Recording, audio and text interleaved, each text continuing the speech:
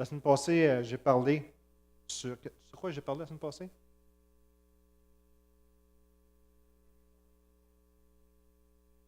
Des événements qui se passent dans le monde, exactement.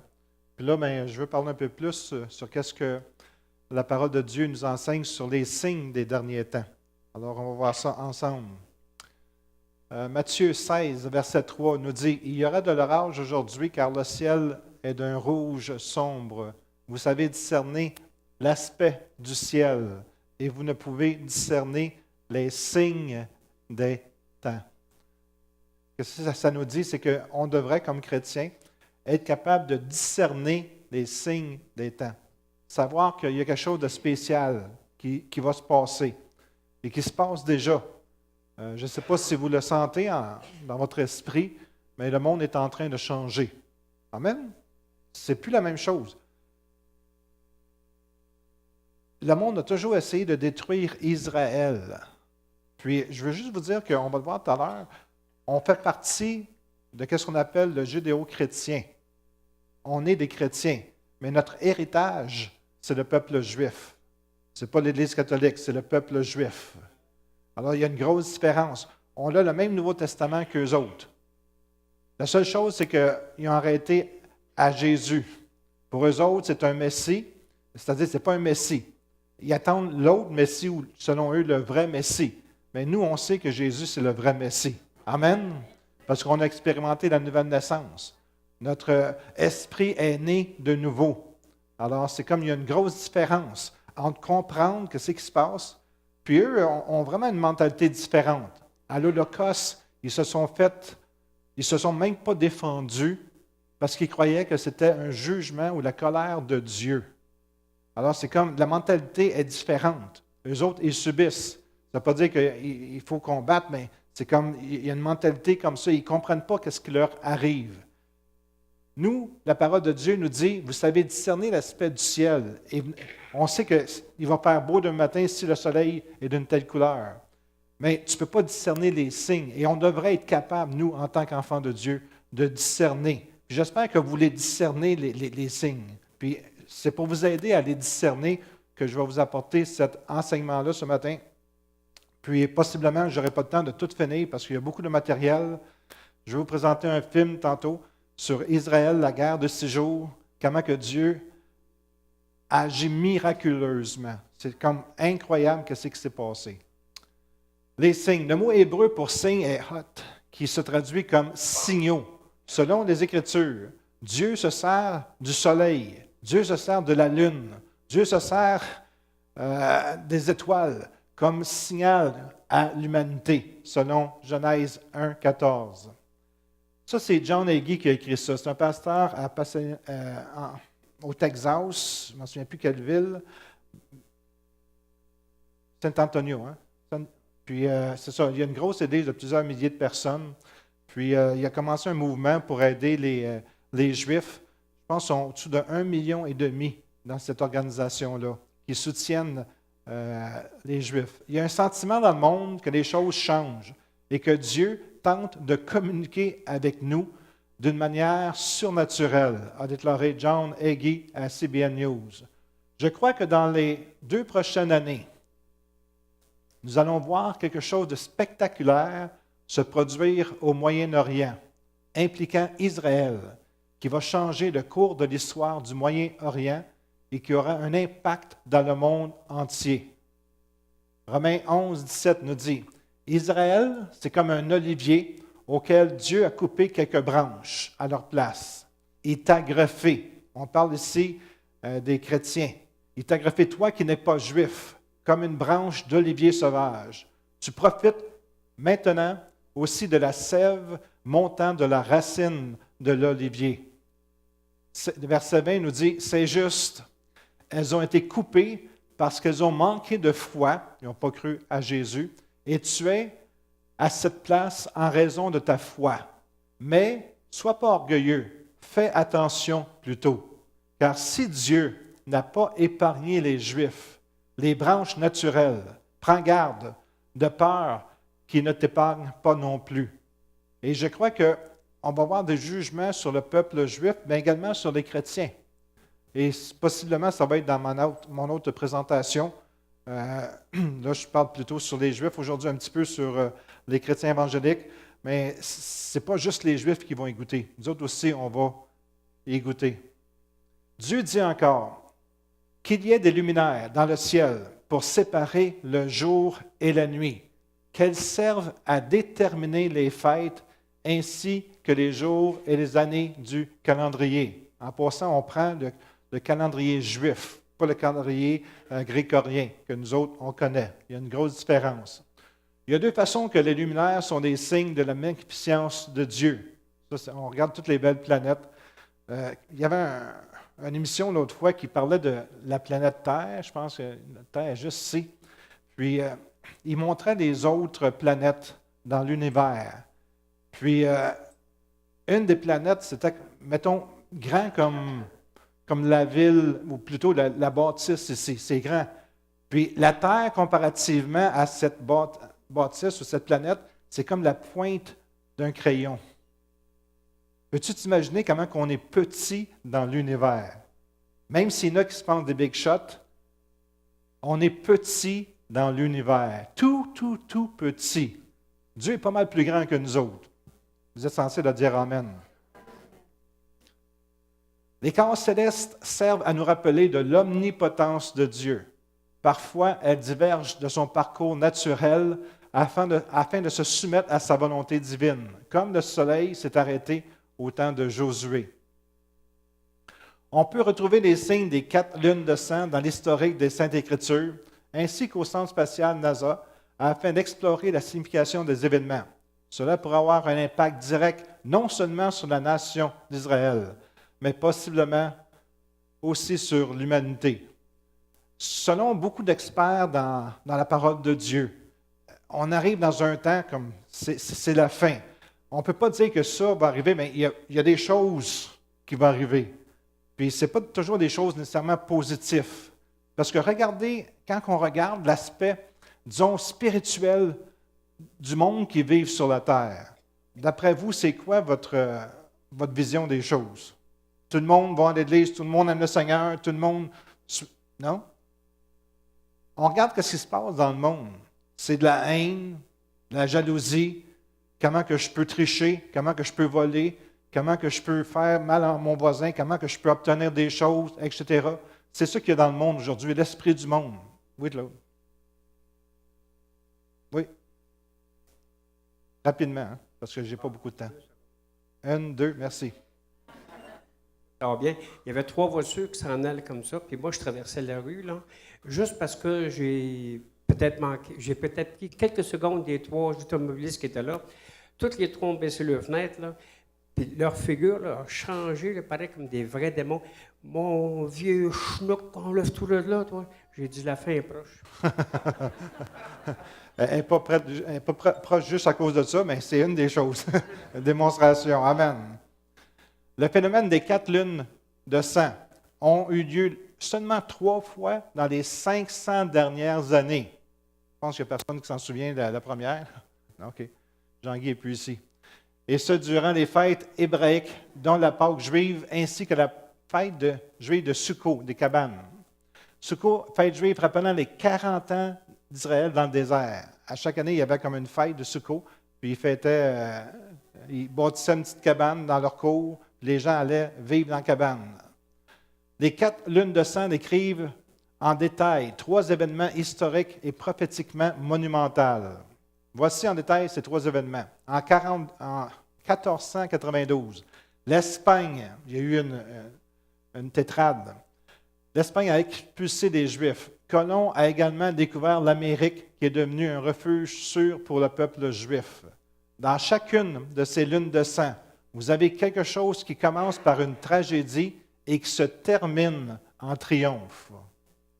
Les années 49-50, la tétrade a lieu durant la Pâque juive, ainsi que la Pâque ou la fête des tabernacles, ce qui a coïncidé à la renaissance du pays d'Israël qui est devenu une nouvelle nation. Ça a été un miracle, ça. J'ai écouté un reportage là-dessus, puis même les Juifs, c'est comme ils ont pris une chance de se déclarer comme une nation. Le restant du monde, ils ont dit c'est correct. C'était surnaturel. C'était impossible à faire. Mais la main de Dieu était là. Après 2000 ans, Dieu les a ramenés surnaturellement de 66 pays et une nation est née en une seule journée, Israël. C'est encore quelque chose de surnaturel qui s'est passé après la tragédie de l'Holocauste. Les années 67, puis là on va voir la vidéo, la guerre de 6 jours, Yom Kippour, qui unifiait la ville de Jérusalem pour la première fois en l'an 2000. Jérusalem, qui est entourée par des millions d'Arabes, est sortie vainqueur par toutes sortes de miracles. Et je voudrais vous présenter la vidéo maintenant.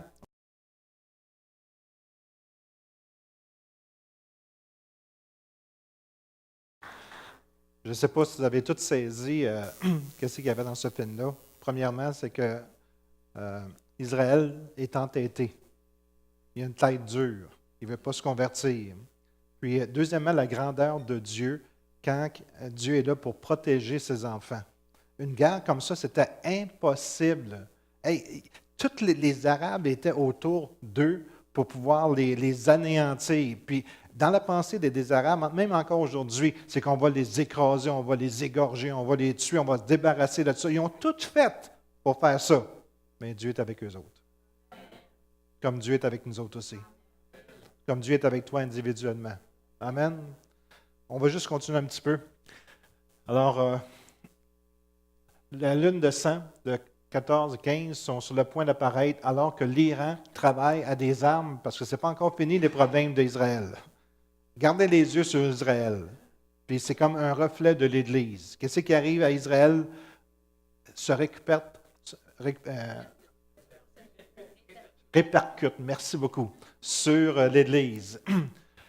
L'Iran travaille à des armes nucléaires et les voisins d'Israël, l'Égypte et la Syrie sont encore dans le chaos. La seule raison pour que l'Iran n'acquiert pas la bombe nucléaire sera qu'Israël aura choisi une solution militaire à cette crise, a déclaré Hagee à CBN News.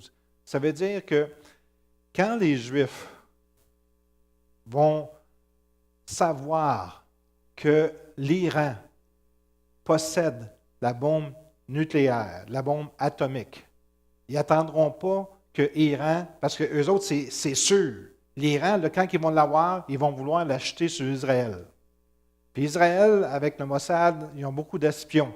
Ils savent tout ce qui se passe à l'intérieur de l'Iran. Puis quand ils vont savoir que le temps arrive à sa fin, c'est eux autres qui vont attaquer le premier. Puis ils vont envoyer une bombe atomique sur l'Iran. C'est comme écrit dans le ciel. Ça ne prend pas un grand devin pour faire ça. C'est juste normal. La seule raison pourquoi que l'Iran n'acquiert pas la bombe nucléaire sera qu'Israël aura choisi une solution militaire à cette crise, a déclaré Hagee. Puis s'ils ne font pas ça, je crois que si cela arrive, cela va commencer une série d'événements qui vont changer le cours de l'histoire, a-t-il dit. Si Israël ne le fait pas, alors cela changera toujours le cours de l'histoire mondiale. Pourquoi? Parce qu'ils vont anéantir Israël complètement. Ils cherchent juste ça. Dieu se servira des cieux pour apporter un message d'ultimatum à l'humanité. Ça nous dit dans Joël 2, 31, « Le soleil se changera en ténèbres et la lune en sang avant l'arrivée du jour de l'Éternel, de ce jour grand et terrible. » Qu'est-ce que Dieu cherche à nous dire? Comment le secret du passé peut-il révéler celui de l'avenir? Qu'est-ce qui va arriver sur la planète Terre? Est-ce que tout est sur le point de changer à tout jamais? Moi, je pense qu'on est juste sur le bord. Combien il y en a qui aiment ça, voir des émissions excitantes? Mettez-vous un écran et regardez ce qui se passe sur la Terre présentement. Il va y en avoir des choses, une après l'autre. Faites-vous-en pas. Demandez-vous pas si ça va arriver. Demandez-vous plutôt quand ça va arriver. C'est une question de temps. La tétrade. C'est quoi la tétrade? Qu'est-ce que ça veut dire? La tétrade, ce n'est pas une équipe de rugby. Ce n'est pas une race de chats. Il n'est pas pire, hein? Ça fait penser à quelqu'un, lui. En tout cas. Que veut dire tétrade? Tétrade lunaire, c'est une série de 4. Tétrade, ça veut dire 4. Éclipse lunaire, coup sur coup. Une tétrade lunaire, qui est une séquence de 4 éclipses lunaires, 3 totales et une partielle, est un événement rare et celle à venir sera la dernière du siècle. On vient de commencer le siècle, hein? On est en 2015. On commence le siècle. Il n'y aura pas avant 2002. Tétrade lunaire, 4 lunes de sang.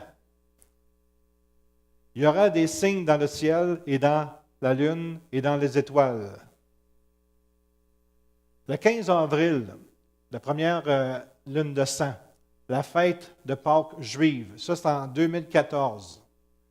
Là, maintenant, l'année a commencé pour les Juifs le 25 septembre, le Rosh Hashanah, fête des trompettes annonçant le début de l'an Shemitah. Ça veut dire l'an Shemitah, c'est la dernière année des 7 ans. On va le voir tantôt. Alors, la première lune de sang, c'est le 15 avril, elle est ici. La deuxième, c'est le 8 octobre 2014 qu'on a eu. OK? Puis celle-là, ici, on l'a eu, c'est le 20 mars, l'éclipse solaire. Vous vous en souvenez? Dans une couple de semaines, ou même pas. Le 4 avril 2015, là, on est rendu en 2015. Ça veut dire que c'est la semaine prochaine, samedi prochain. On va vivre un autre, ici, Pâques juive, un autre éclipse, lune de sang. Alors, on est vraiment dedans. Le 13 septembre 2015, le Rosh Hashanah, fête de trompette, soulignera la fin de l'an Shemitah. C'est la fin de la 7e année. La Shemitah, c'est la 7e année, comme on va voir tantôt. Et le 28 septembre, c'est la fête des tabernacles et une autre lune de sang. Alors, ici, c'est 2014 et 2015, mais ça comprend l'année juive. On n'a pas la même sorte d'année qu'eux autres. Si je prends mon temps, c'est pour que vous puissiez vraiment comprendre. Parce que des fois, on écoute ça, puis ça va tellement vite qu'on ne comprend rien. Fait que j'essaie de vous faire comprendre comme il faut. Encore une fois, 2014, on voit ici le 15 avril, le 8 octobre, le 4 avril, qui est le samedi prochain, et le 28, c'est la fin. Puis le 15 septembre, c'est Mario Mascotte qui vient prêcher ici. Hein? Il parle sur la fin des temps. Fait que j'ai appelé cette semaine parce que quelqu'un m'avait dit que Mario Mascotte avait dit qu'il était pour avoir une date du retour de Jésus, comme le 13 septembre. J'ai dit, Mario, j'ai entendu dire que quelqu'un a dit que tu avais dit que Jésus revenait le 13. Il dit, j'ai jamais dit ça. Fait que si quelqu'un vous dit que Mario a dit que le retour de Jésus, c'est le 13, ne le croyez pas, j'ai été à la source même. Puis c'est ça qu'il faut faire des fois. Hein? Quand tu entends des rumeurs, au lieu de la répandre, va directement à la personne. Puis comme ça, c'est beaucoup plus correct.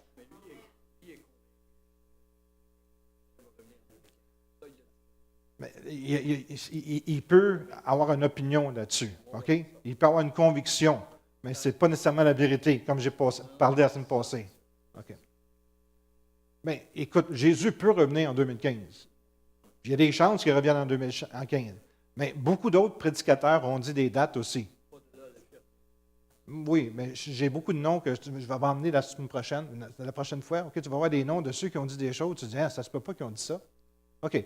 La définition d'une tétrade, c'est 4 éclipses lunaires, 4 lunes de sang qui arrivent consécutivement à des temps spécifiques temporels. Les éclipses lunaires sont relativement communes, mais une éclipse lunaire totale est beaucoup moins commune. Une tétrade avec une éclipse solaire totale est historiquement significatif pour Israël qui, en plus tombe durant les fêtes juives, combiné avec une année Shemitah, la 7e année, qui correspond à la fête des trompettes, est astronomiquement rare.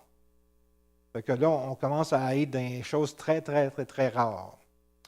Dans l'Ancien Testament, le jubilé, je vais vous expliquer c'est quoi le Shabbat, le jubilé, puis le Shemitah. Le jubilé fait partie d'un ensemble en 3 parties, le Shabbat, le Shemitah et le jubilé. Tous les 7 jours, le Shabbat, les Juifs c'est une journée de repos pour eux, le Shabbat, impose de s'arrêter dans son labeur comme Dieu s'est lui-même reposé le 7e jour de la création du monde. Ce 7e jour n'est pas seulement un temps de repos, mais essentiellement un temps de réflexion sur la semaine passée, un temps où l'on donne un sens à ce qui a été vécu, un temps où on se met en ordre, vraiment en ordre des événements vécus. Autrement dit, c'est comme le dimanche. On vient à l'église le dimanche, on pense un peu à Dieu, C'est un temps pour réfléchir sur notre semaine qu'on vient de passer. Qu'est-ce qu'on a fait de bon? C'est un temps de réflexion. Le Shemitah signifie le repos de la terre, littéralement l'abandon. La 7e année, avec des tas d'implications qui tiennent en un mot, dépouillement, au sens physique, comme au sens moral. Quand on parle de Shemitah, c'est la 7e année. Normalement, il ne faisait rien. On va le voir tantôt. Le Shemitah est l'année sabbatique, la 7e année. La terre était laissée en repos. Les Juifs, je pense qu'ils font ça encore aujourd'hui. Ça leur coûte comme 28 millions pour laisser la terre se reposer en Israël. Mais ils le font encore.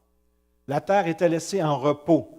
Aujourd'hui, regarde les terres que nous avons. Sont tellement utilisées, on ne leur donne tellement pas de repos, on met juste des engrais qu'on les tue. Il y a des terres dans l'ouest du Canada où c'est qu'on cultive le blé, puis il n'y a plus rien qui peut pousser. Pourquoi? Parce qu'on a ruiné les terres. Dieu avait un plan parfait.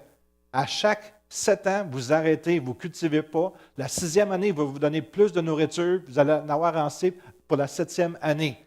Mais l'homme, il est tellement sûr qu'il connaît tout, hein? Tellement intelligent, l'homme, que lui, il n'a pas besoin de Dieu pour faire. Puis des fois, c'est un peu le reflet de notre vie. Hein?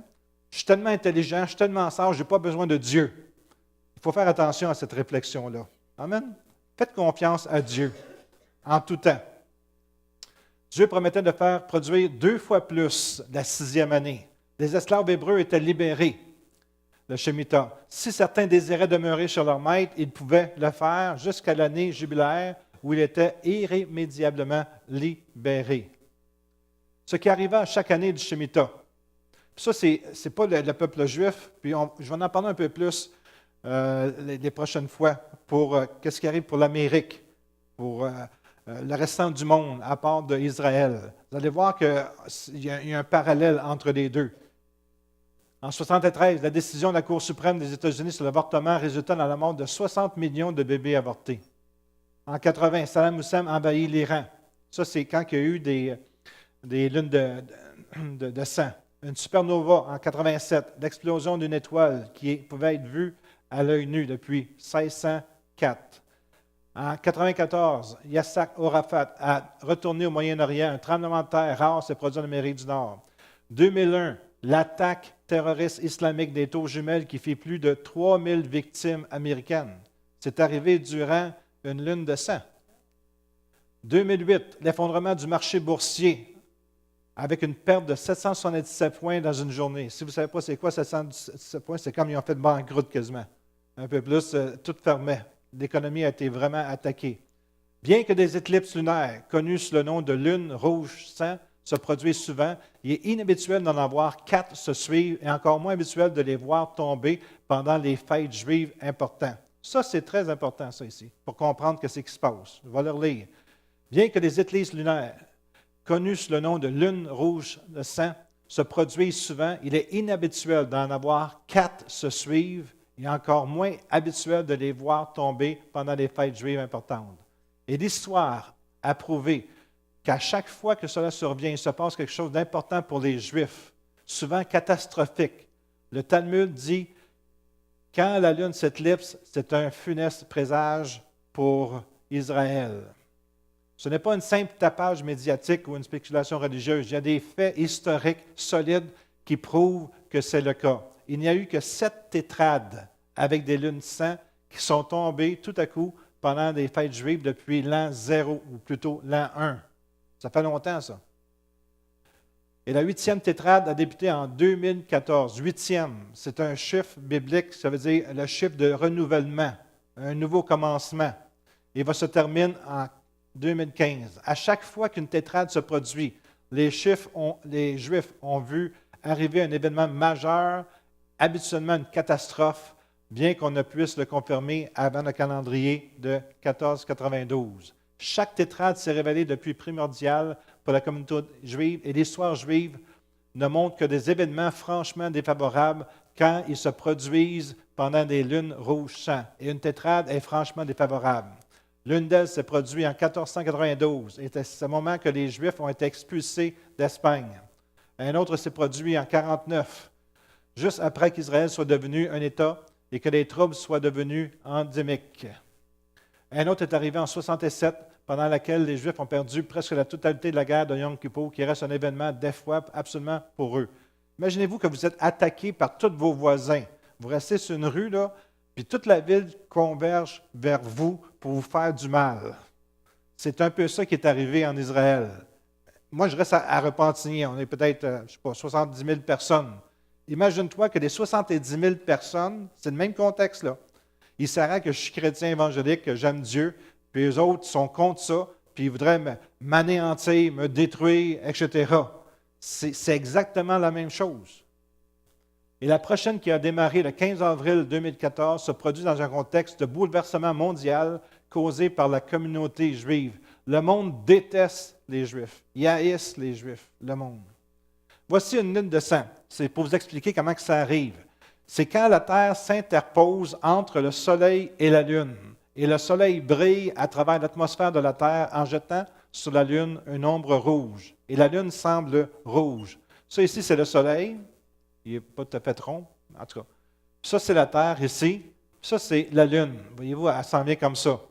Puis, quand la Lune continue à avancer, puis elle est juste devant le Soleil, ça forme une lune de sang qu'on appelle. Le Soleil embrasse le partout de la Terre. La Lune reçoit un halo de lumière qui lui donne cette couleur de sang. Alors, on voit ici, le Soleil est ce côté-ci, il est clair.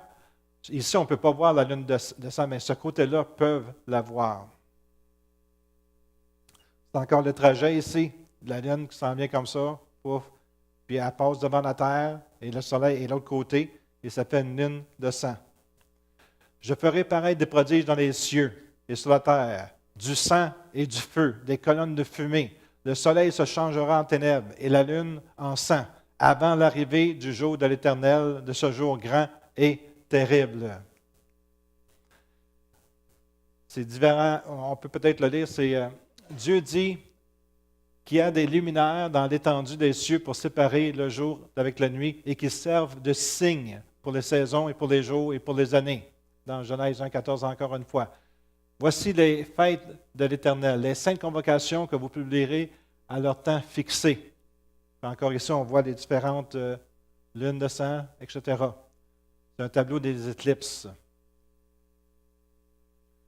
Encore ici, des choses qui sont arrivées durant ces choses-là. J'allais écrire ici, je n'ai pas mes notes, mais c'est des différents événements qui sont arrivés quand ces choses-là se sont produites. Il y en a eu, la première, c'est un des martyrs. Ensuite de ça, il y a eu une plaque juste ici, la dernière année. Charlemagne, il a défait l'islam, la deuxième en 95. Après ça, les musulmans, ils ont saccagé Rome en 42 plutôt. Et il y a eu des martyrs en 60. En tout cas, différents événements. Il y a toujours quelque chose qui est arrivé de dramatique. Encore une fois, on montre les mêmes choses, mais c'est juste pour vous montrer que le soleil va se tourner en ténèbres et la lune en sang. Il y a encore ces choses-là qui arrivent. Les 4 lunes de sang arriveront durant 2014 et 2015. Elles sont extrêmement rares, même selon les scientifiques. Du haut des cieux, Dieu déclare quelque chose aux proportions astronomiques est sur le point d'arriver. Est-ce que Dieu est sur le point de changer l'histoire humanitaire? Le redoutable jour de l'Éternel? On ne sera pas là, heureusement. Ces 4 lunes de sang ne sont pas des signes du second retour de Christ, automne 2015, puisqu'il y a beaucoup trop de prophéties qui ne sont pas encore arrivées avant le glorieux retour imminent de Dieu. Mais il n'a pas à confondre avec l'enlèvement. Quand on parle de la journée du Seigneur, puis l'enlèvement, c'est deux choses différentes. On ne connaîtra pas le jour du Seigneur. Ça, c'est un jour de colère pour la terre. Voici les raisons plausibles. L'enlèvement de son Église doit se produire en premier. Les 7 ans de tribulation doivent arriver. Le temple juif doit être reconstruit. L'Antéchrist doit se révéler. Est-ce qu'il y en a qui entendent la trompette? J'entends une trompette. Avertissement. Préparez-vous comme les 5 vierges sages. Amen. Êtes-vous prête à la rencontre du Seigneur? L'époux revient bientôt chercher sa fiancée. Regarde, moi, je suis là, en avant. Là. Juste que vous sachiez. La rencontre au mariage de l'époux. Christ et son Église. Ça va-tu être beau cette journée-là? Hein? On va être tout habillés en blanc. Amen. Cédez directement des cieux. Êtes-vous des plus que vainqueurs ou vous laisserez-vous séduire? Lundi passé, j'étais avec des pasteurs. Puis je leur ai montré un peu qu'est-ce que je montre aujourd'hui. Puis ils m'ont dit quelque chose que, wow, il va y avoir de la séduction des chrétiens. À cause que toutes les dominations, même chrétiennes, vont tenter de se réunir ensemble et avec les musulmans. Ça va devenir une seule religion. Puis ils vont appeler le Coran et la Bible le Biram. Coran, Biran, Bible, Ram. Ça va être une nouvelle Bible pour toutes ces personnes-là. C'est des choses qui s'en viennent. J'aime mieux vous avertir avant. Il faut faire attention avec qui on se connecte. S'il y en a qui ont toutes sortes de choses qui ne sont pas bibliques, parce que pour moi, la Bible, c'est le mot final. Puis souvent, dans l'Église catholique, ce n'est pas ça qu'ils disent. Ils disent, la finalité va à l'Église. Ce n'est pas la Bible. C'est vraiment différent. Puis il va y avoir une séduction pour tout réunir des chrétiens ensemble. Puis ça s'en vient très, très rapidement. Il y a des colloques de différentes dénominations qui se rencontrent ensemble pour former une seule religion chrétienne musulmane, si tu veux. Je ne sais pas comment ils vont l'appeler. Puis, j'ai tellement de choses à vous dire. Donnez-vous 5 minutes encore. À l'ONU, il y avait un prédicateur qui a été... il était entre 2 avions, il y avait 6 heures. Fait qu'il a pris un taxi puis il a été à l'ONU. Puis là-bas, on faisait visiter les chambres, différentes chambres. Alors, il a été avec le guide. Elle disait, telle chambre, c'est pour ci, telle chambre, c'est pour ça. Puis à la fin, elle dit, c'est fini. Bien, il dit, vous avez oublié de me montrer une chambre. Elle dit, laquelle? Il dit, la salle de prière à l'ONU. Puis, mais elle dit, il n'y a personne qui peut visiter la salle de prière. Puis le monsieur, c'est un monsieur de 80 ans.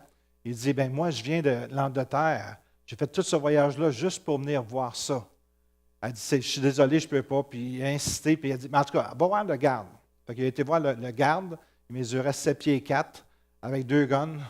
Puis il a fait la même chanson. Je suis un pauvre monsieur qui vient de l'Angleterre et j'aimerais voir la salle de prière.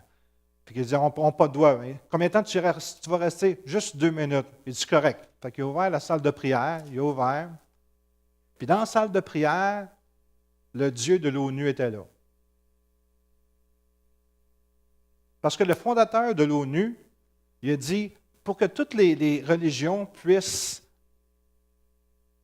avoir leur Dieu, on va le représenter de telle manière. Et il a demandé à un artiste de créer un Dieu que tout le monde serait satisfait de voir ce Dieu-là. Alors, en ouvrant la porte, c'est un petit appartement entre 2 bureaux, pas de fenêtre, puis en plein centre, le Dieu de l'ONU était là. La semaine prochaine, je vais vous dire c'était quoi. On n'est pas là la semaine prochaine, fait que je vais vous dire tout de suite. C'était un bloc de roche noir mat. Et la philosophie en arrière de ça, puis c'est vrai, tu vas juste aller voir sur Internet, tu vas le trouver. C'est que chacun, quand il regarde ce noir-là, ce bloc-là, peut représenter son propre Dieu. Alors, le Dieu de l'ONU qui va diriger la Terre, c'est un bloc de peinture noire mat. Que quand tu le regardes, tu peux t'imaginer le Dieu que tu veux. Si je vous dis ça, c'est parce que c'est là qu'on s'en va. Ça, là, c'est une vérité. La Bible le dit. OK? Si tu n'as pas la marque de la bête, tu ne pourras pas acheter ou vendre. Puis est-ce que vous voyez qu'est-ce qui se passe aujourd'hui dans les transactions? Plus que ça va, plus que ça devient électronique, plus qu'ils ne veulent pas qu'on se fasse voler notre NIP, etc., ou notre carte de crédit, ou cloner des cartes. Fait qu'on s'en va vers ça. Alors, le danger pour les chrétiens, c'est de tomber dans la séduction que « Viens, mon frère, je t'aime.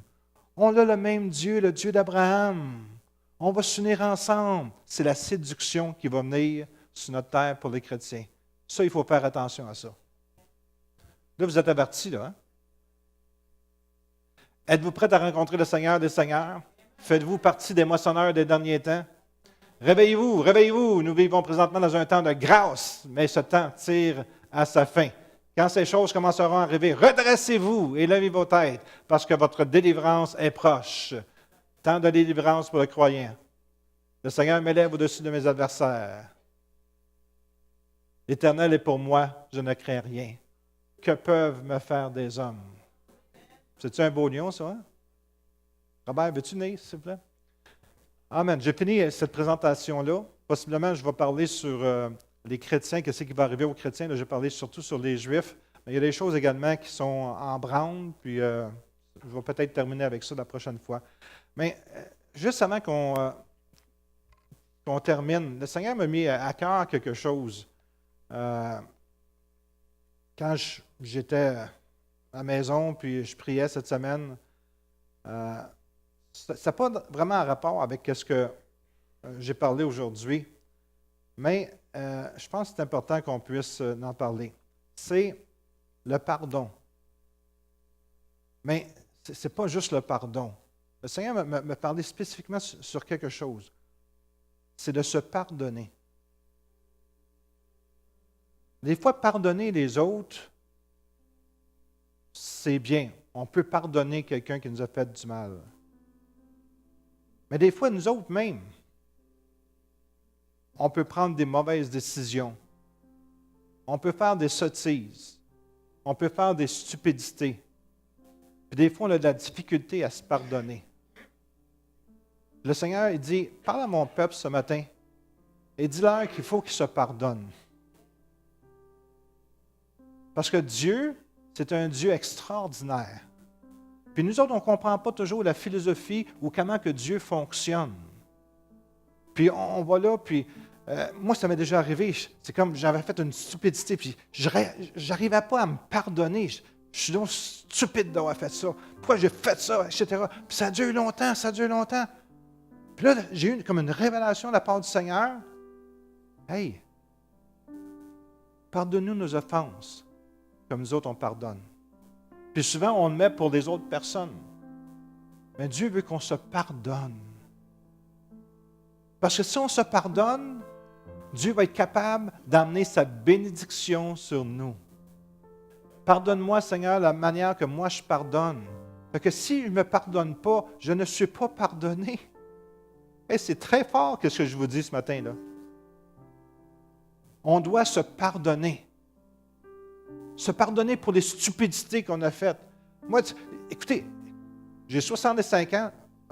66 le mois prochain, ma fête. 66 ans. En tout cas, j'aime pas le chiffre, là, mais en tout cas, 666. 666, c'est le chiffre de l'Antéchrist, c'est pour ça. Mais je ne suis pas l'Antéchrist, OK? Mais à 66 ans, je vais vous dire quelque chose. J'avais de la difficulté à me pardonner des choses que j'ai faites dans mon enfance. Des choses qui n'étaient pas correctes, là. Mais j'avais de la difficulté à me pardonner des choses que je n'ai pas faites. Puis, c'est comme si le Seigneur me disait, il y en a qui vivent avec leur passé. Des choses qu'ils n'ont pas faites correctement. Puis qui ne se sont jamais pardonnées. Le Seigneur veut que vous vous pardonniez vous-même. Du mal que vous avez fait aux autres. Du mal que vous vous êtes fait. Les mauvaises choses que vous avez faites. Dieu veut que tu te pardonnes. Puis c'est comme si le Seigneur m'a montré que si tu te pardonnes, la bénédiction de l'Éternel va tomber sur toi. Parce que Dieu ne peut pas bénir son peuple si toi, tu ne te pardonnes pas. C'est très fort ce que je vous dis ce matin. Je ne sais pas si vous saisissez toute l'amplitude de ces choses-là. Mais le Seigneur dit, dis à mon peuple de se pardonner et d'oublier les bêtises qu'ils ont faites. Parce que c'est facile simplement se rappeler les bêtises qu'on a faites parce que c'est des stupidités. Est-ce qu'il y en a qui savent de quoi que je parle ici ce matin?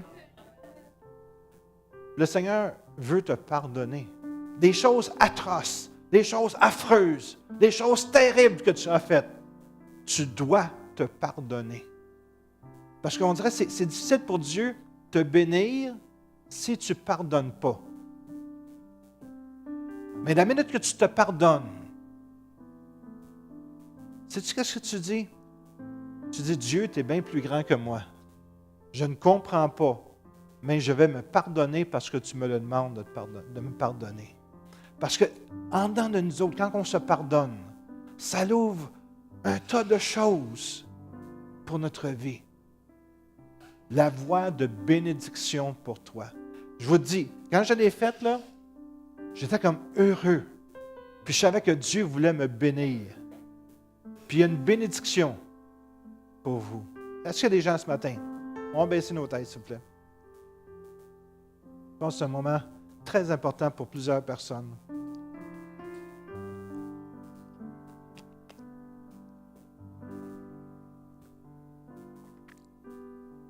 J'ai déjà abusé du temps, fait que je ne voudrais pas, on ne fera pas d'appel nécessairement ce matin, mais est-ce qu'il y a des gens ici qui voudraient se pardonner? Levez la main. Devant le Seigneur, levez la main. Amen. Wow, wow, wow. Je vous demanderai de vous lever, ceux qui ont levé la main, ou ceux qui ont des choses à se pardonner. Puis on ne demandera pas c'est quoi. Donc, ce n'est pas important, c'est entre toi et le Seigneur. Mais c'est très important que tu puisses te pardonner. Parce que Dieu va te pardonner de la manière que toi, tu pardonnes. Puis des fois, on n'a jamais réalisé que on pardonne aux autres, mais des fois, on a de la difficulté à se pardonner. Est-ce qu'il y a quelqu'un d'autre qui voudrait dire, Seigneur, ce matin, je me pardonne. Pardonne pour le mal que j'ai fait. Parce que je ne veux pas que ces souvenirs-là me reviennent. Parce que c'est ça, ces souvenirs-là nous hantent. Ça peut être n'importe qui ce matin. On ne regarde pas à qui que ce soit. C'est entre toi et le Seigneur. Si toi, dans ta tête, dans ton cœur, tu penses à des choses dans le passé puis tu as de la difficulté à te pardonner, le Seigneur dit, ton péché, il est pardonné et je le jette dans la mer de l'oubli. Puis pense-y plus après. C'est fini. Quand l'ennemi vient pour t'attaquer, pense-y plus. Tu dis, m'excuse, je ne m'en souviens plus. Parce que Dieu me dit de ne plus m'en souvenir, puis je ne veux plus m'en souvenir. Puis toi, rappelle-moi-le pas au nom de Jésus. D'autres personnes encore devraient se lever. Parce que vous pensez des fois à certaines choses dans le passé, puis ça vous hante, ça vous dérange. C'est comme ça revient périodiquement. Ce matin, le Seigneur veut te libérer de ça. Il veut que tu sois libre.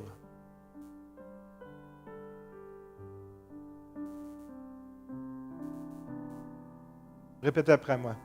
Père Céleste, pour une dernière fois, je te demande pardon. Là, Seigneur, c'est la dernière fois. Après ça, je ne veux plus y penser. Parce que je me considère pardonné par toi.